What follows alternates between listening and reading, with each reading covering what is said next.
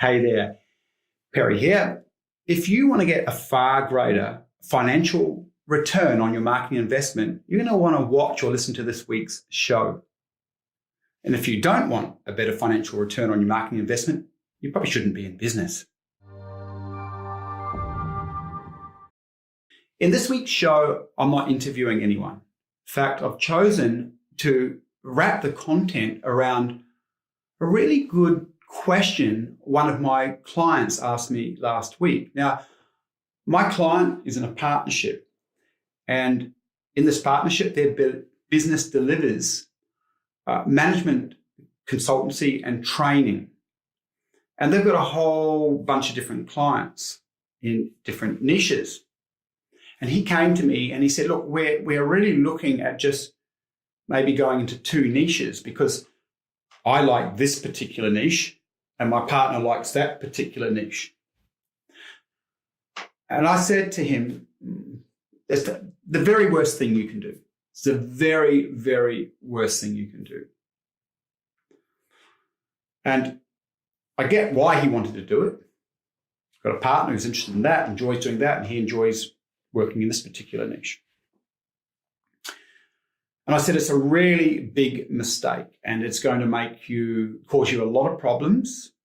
It is going to impact the speed of getting clients. It's going to impact how you're perceived in the marketplace negatively. It's going to actually confuse you, and it's going to cause you a lot more work. And I'm going to show you why right now. And the solutions that I gave him and the suggestions that I gave him are guaranteed to make a huge difference to his profit. And if you take what I'm sharing on board, it will help you improve your profit. So the first problem, and I want you to imagine a website here for a second. The first problem is if you work into two different niches, that means on your website, you're trying to communicate to those two niches. And you just can't. You'll become wishy-washy. You won't be perceived as an expert if you are communicating to two niches. See, there is a guaranteed way of bringing on clients fast and positioning yourself effectively into the marketplace, and that is this. Every business owner needs to be perceived as the expert choice to solve a problem or to gain a goal or an aspiration, and sometimes both of those things. And it doesn't matter what business you're in, if you're seen as the first most trustworthy source, or your products or services are seen as the most trustworthy source for solving a problem and aspiration of a particular niche, you're going to have business for life. I'm just going to go a bit sideways here and use an example to really clarify where I'm going with this. I want you to imagine now that someone has a cold. Think about last time you had a cold. You may have one now, right? A cold is, in reality, a mild inconvenience. No one likes it. Might even hit the body, when it starts to get that real fluey thing and you feel pretty shitty and horrible and yucky. Work's impacted, you're tired, a bit more grumpy than you might be normally, those types of things. And you'll toddle off to the GP, or if you're an alternative type of person, you might go off to your naturopath, and you'll be quite happy to take on their advice. However, if you are diagnosed with cancer, you'd look at your GP's website and you could see the GP is going to help you with, fungal issues. They'll cut the mole out that's got a little bit of skin cancer in it, and they'll help you with your bunions and GPs can do everything and anything. But as a person with cancer, you're looking at the GP going, well, they're not a specialist, because suddenly you are now in what we call a high need position. You need this problem solved. It's a high value for you to have this problem solved. And this is really important to understand. So once there's high need, high value placed on dealing with the problem, which is healing the cancer, the aspiration, which is getting back to a fully functional life where you're healthy, you're going to want to go to someone that is a specialist, because in your mind, a specialist is more likely to solve your problem and help you achieve the aspiration. So you sort of go like that at the GP. And if you're alternative minded, you might go and get some alternative help from a naturopath or someone of that ilk. And again, if you've got cancer, high need, high value on solving the problem, getting the aspiration, when you look for your naturopath to support you and you go to a naturopath's website that sort of talks about, I can help you with candida, I can help you with your bad back, stress, migraines, and I also work with some cancer patients. Again, you're going, no, they're not the expert. You're going to go and choose the naturopath that specializes in helping cancer patients. And when you go to their website and when you go to the doctor's website that's talking about solving cancer, they're going to have articles about cancer, what they do and how they work with cancer. You're going to see videos from them about their protocols, etc. You might get subscribed to their newsletter list, and when you get their emails or their Facebook updates, and GPs are not updating the Facebook, but you get where I'm going with this. Everything's about cancer, how to solve cancer. And you're going, wow, they're now positioned as the expert solution. Now, what do we have there? In that example, the naturopath and the doctor have trained and specialized into a tight niche, but they can communicate directly to their niche and to the niche's problems, because that's all they do. They solve that problem and that problem alone.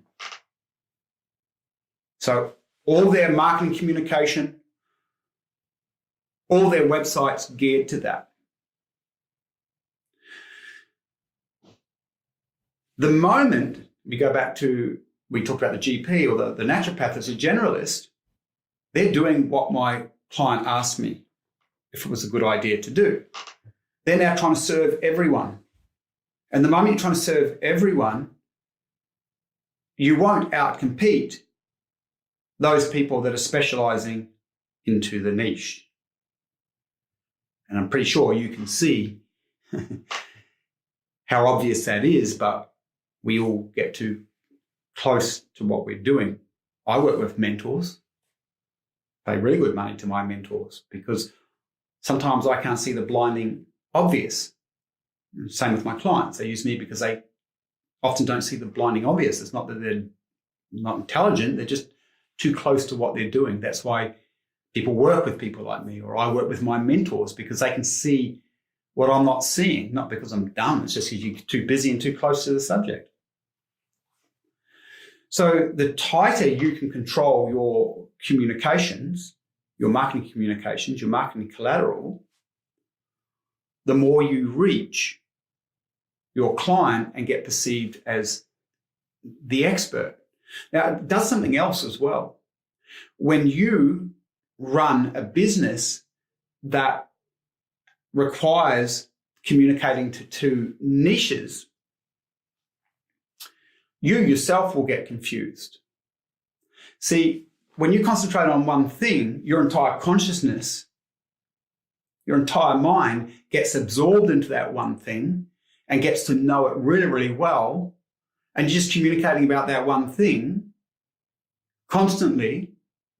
So even for you, you become very aware of who you are to the marketplace.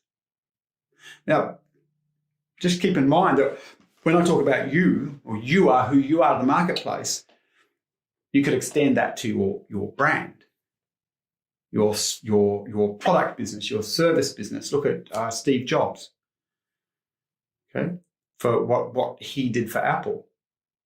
Just single focused, dedicated on delivering on a couple of core principles. The first one was design, if I remember rightly. We're going to make really good looking machines that feel good to use. He never swayed from that. Okay, so you can see. And who bought Apple products originally? Creative types. Creative types love good looking things. I remember when I first got my first Apple product. And by the way, I'm not Apple fixated. I got Androids, PC, I got everything, right? But still to this day, nothing feels as nice as an Apple product. Nothing works as smoothly and seamlessly as an Apple product, and very few products, even though feel as good. Things have changed now, but Steve Jobs, same thing. Really clear about who he was to the marketplace, communicated that, never deviated from that. So he reached the heart and souls of creative types who aligned with his value system.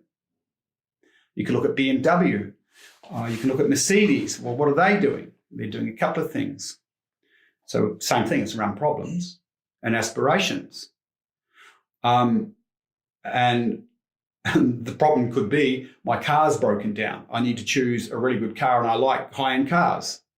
Well, Mercedes and BMWs have really good ratings. They don't break down. They're very clear about who they are and who they serve. So that becomes an easy mix. Or if you're interested in status, and Mercedes and BMW pull that off really well in their branding, they're really clear about who they are, then you're going to go and buy Mercedes, BMW. And when you drive around, you're going to feel good about yourself and you might believe the ads and think that that's going to help you get some, a really beautiful girl. If you're a girl, actually, isn't that interesting? You don't see ads for BMW, Mercedes with women drivers that often. It's all tailored to men. So I'll leave what I was going to say out of it.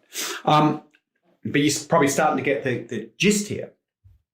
So that when you are dealing with one type niche, you can concentrate your communication around the problem and aspiration in a way that they will see and understand that you are the expert solution.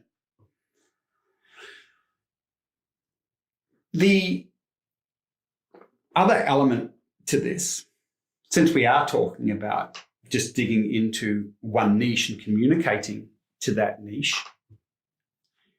is I talked about high need niches. So you can see that someone that's got cancer, high need. And if you've got high need, it means that you place value on solving that, high value on solving that problem or achieving the aspirational outcome, which means you'll take action quickly. So when you are positioning into a niche, you want to pick a high need niche. And you want to pick a high need niche that is willing to pay good money to get the problem solved. So all niches aren't equal, obviously. Certain niches are high need and certain niches are low need.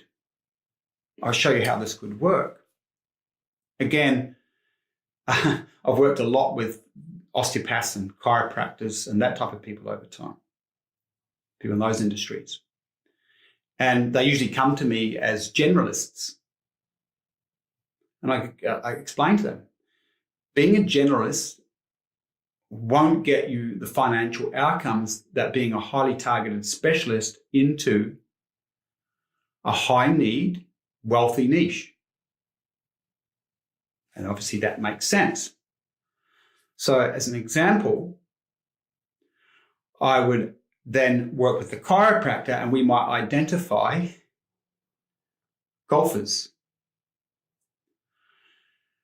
The chiropractor is a specialist in getting golfers back onto the course really, really quickly.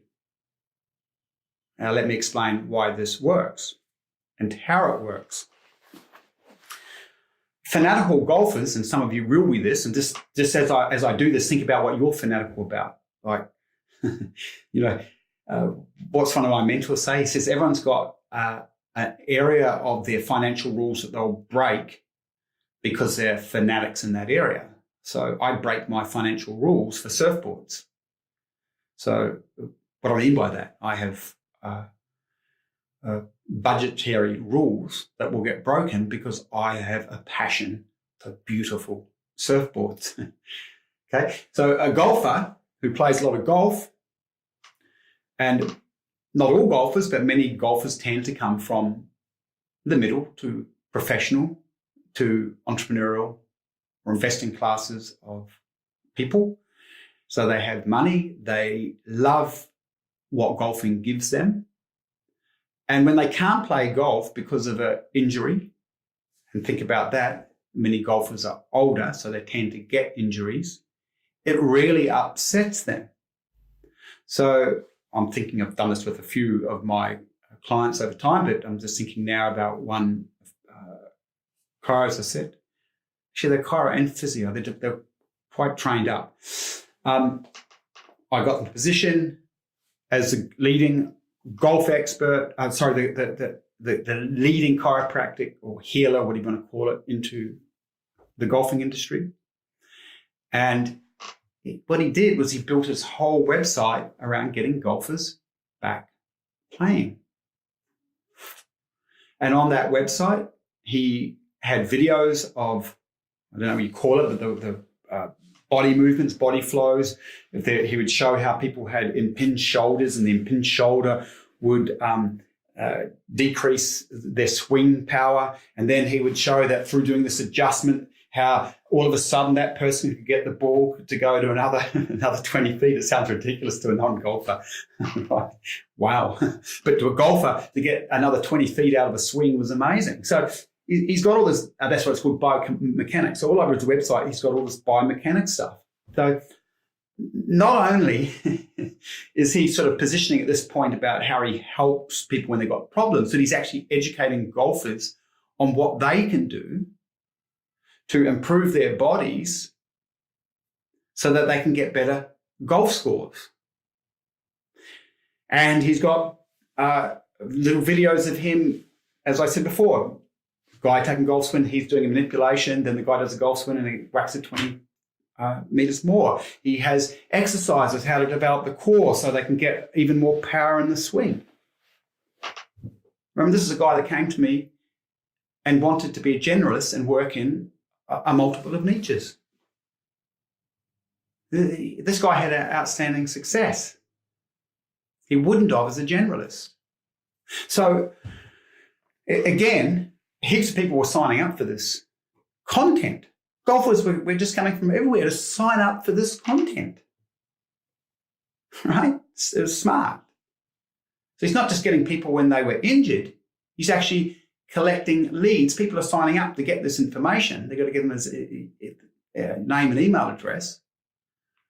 And then every week or two, he would send out another tip about how to improve your body, how to work on the biomechanics of the body, or another set of stretch of exercises. So he's building this relationship.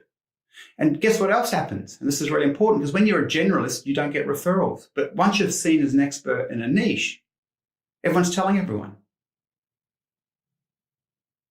So all of a sudden, everyone's going on about how amazing this guy's info is. Telling all their friends at golf. So everyone's signing up. This guy had an outrageous success. Then he monopolized on that. So people actually ended up coming from all over the world, but he could only be one of himself working in a central location.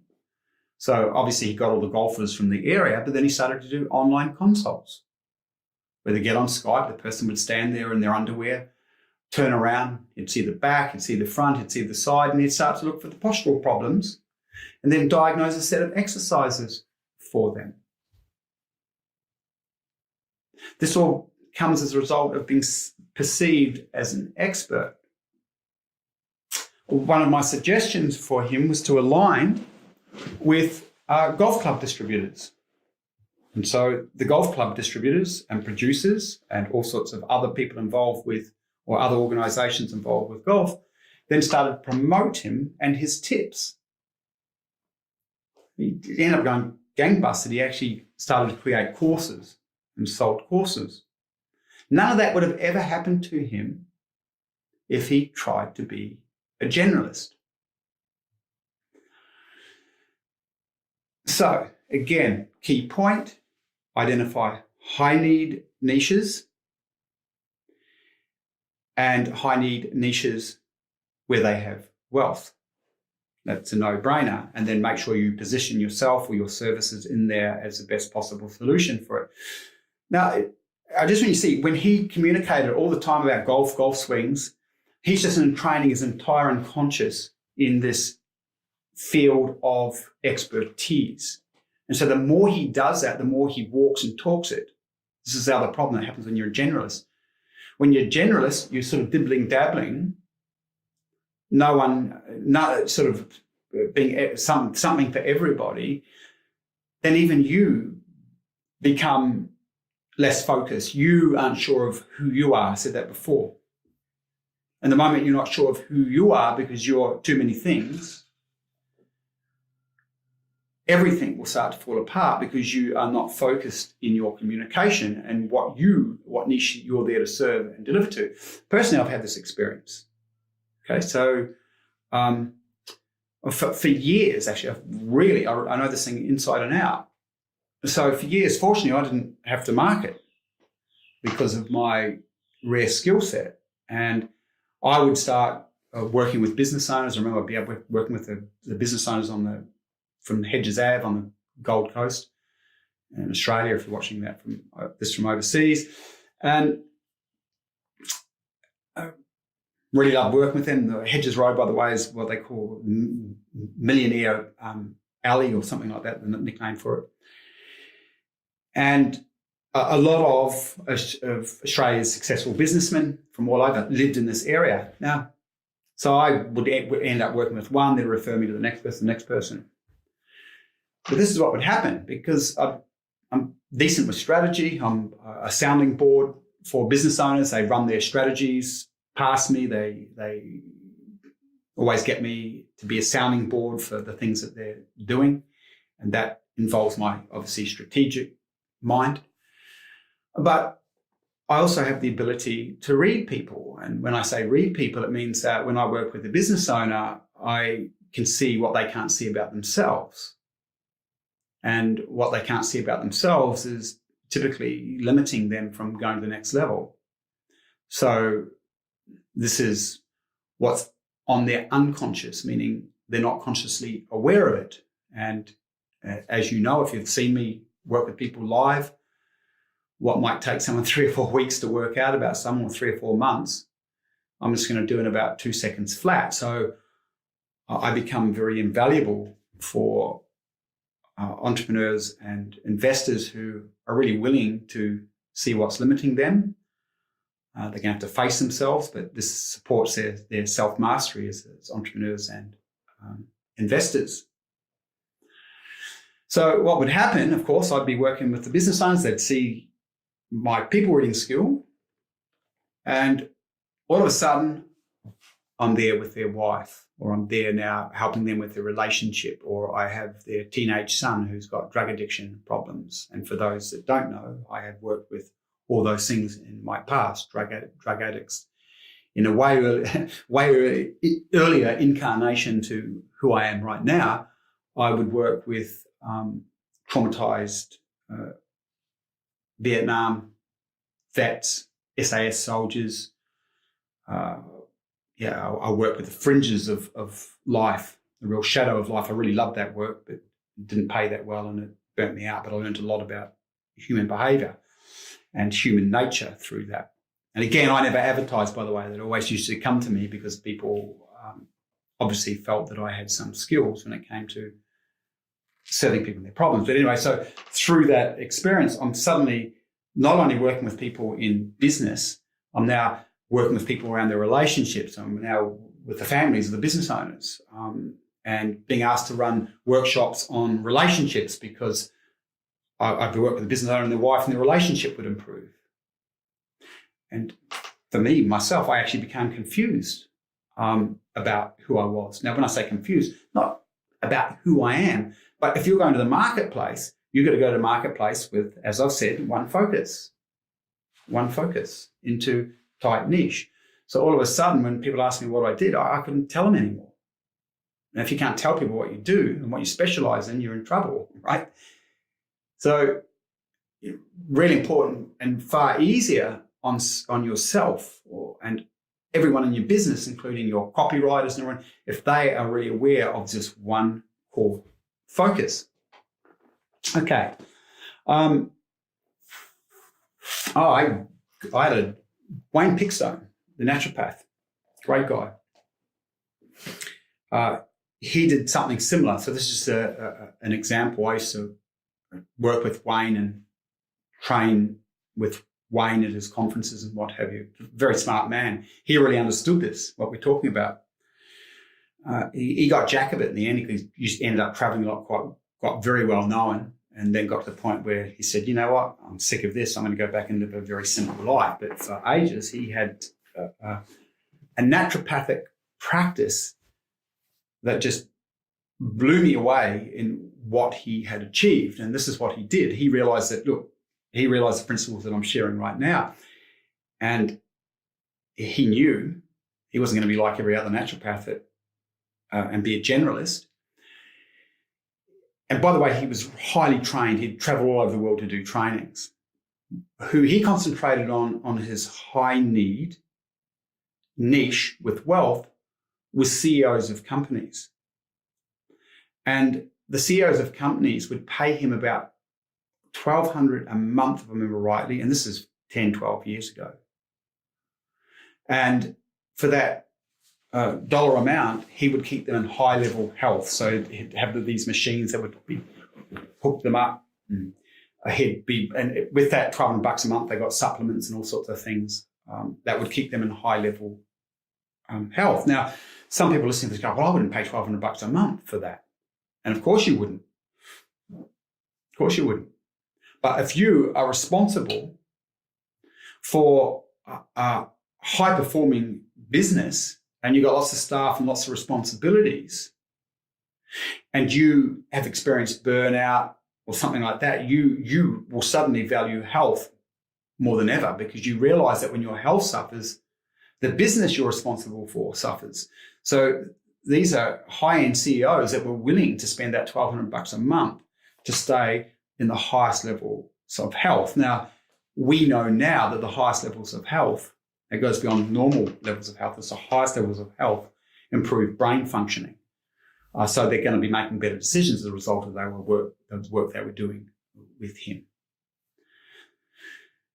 Now, let me just think, is there anything else that I should probably communicate in regards to this?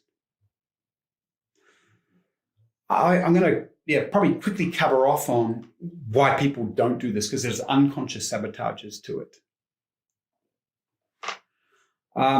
But before I go into that, I'll go into one other weakness of serving two niches or three niches or being a generalist. It creates operational inefficiencies.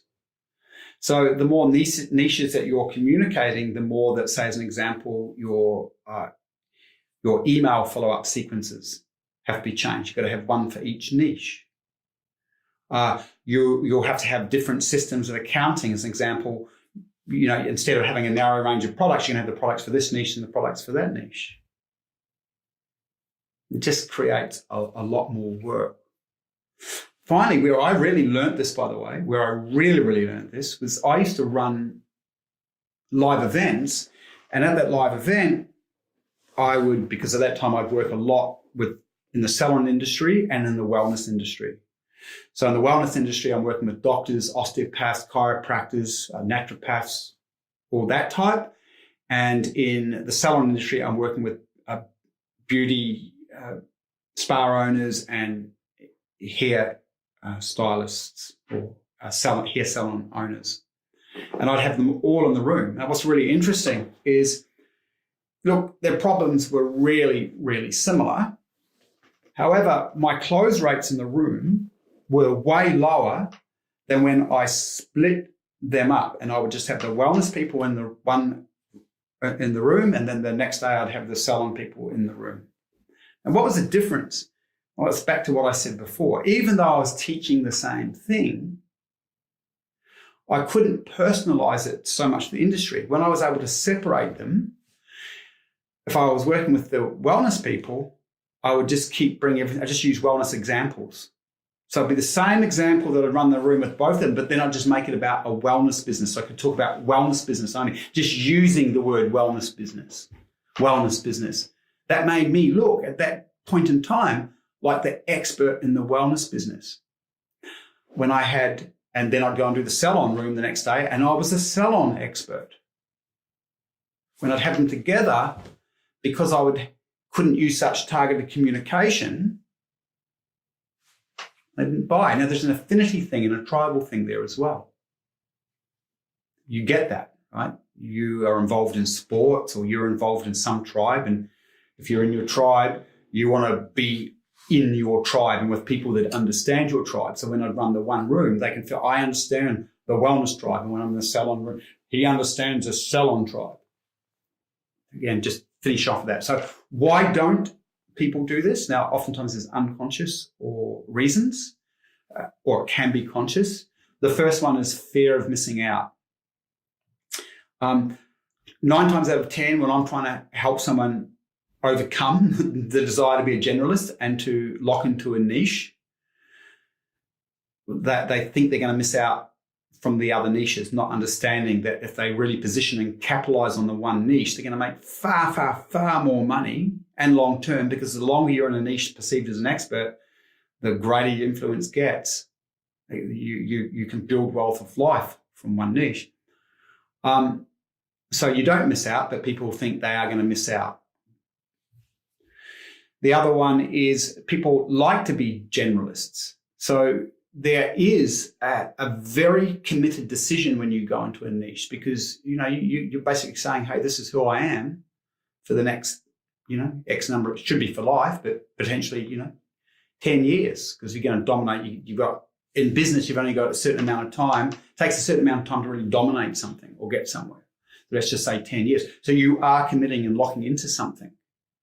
And people would say things to me like, oh, yeah, but I'm interested in this and I'm interested in that. And I go, well, you can still be interested in this and interested in that. But if you have that approach as a business owner, you're just going to make the money. Specialize into one niche, dominate it, make a lot of money, work less, and have more time for your other interests. That's the strategy that I would be suggesting. The other one is the fear of making the wrong decision. Or if I've got to lock into, I could be making a mistake with this niche. So they're the 3 main ones. The real big one is that just people aren't trained in this stuff. They're not thinking entrepreneurially, which is why, again, we've got to work with mentors and educators who help us see what we're not seeing. That's why I work with mine, and it's invaluable. I'll see you next week. If you want to work further with us, I have a few suggestions. First one is, if you're not already in it, join our Inner Circle, which is my Facebook group for investors and business owners. You'll find that access to that on our website. A really good place to start is to do our business DNA indicator assessment, which will help you understand the wealth creating gifts and strengths that are defined by your DNA. It's really important that you understand that information. So again, that's business DNA indicator. It's our quiz or assessment, whatever word you want to use, will help you really understand yourself as an entrepreneur and as an investor. And of course, understanding self is important because that is the foundation of self-mastery. Where am I weak? Where am I strong?